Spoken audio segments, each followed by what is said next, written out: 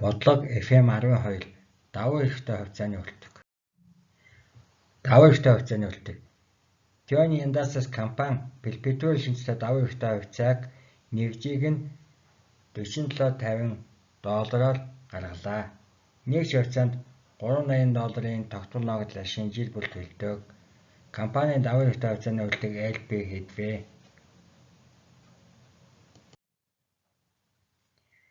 Давуу эрхтэй хувьцаа компонентийн үлддэг томьёо нь RB тэнцүү DP хуваадганд PP. За томьёонд бодлогын өгүүлбэрийг оруулъя. RB тэнцүү.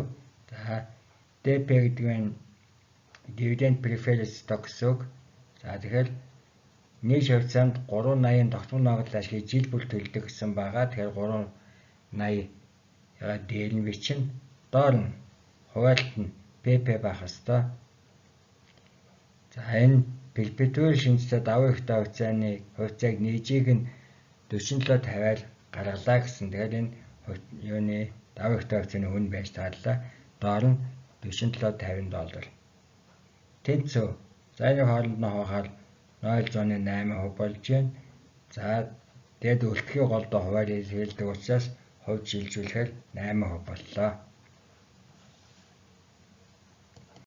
За бодлогын зорилго маань компани давуу эрхтэй хувьцааны үлддэг RP-н хэдвэ гэсэн.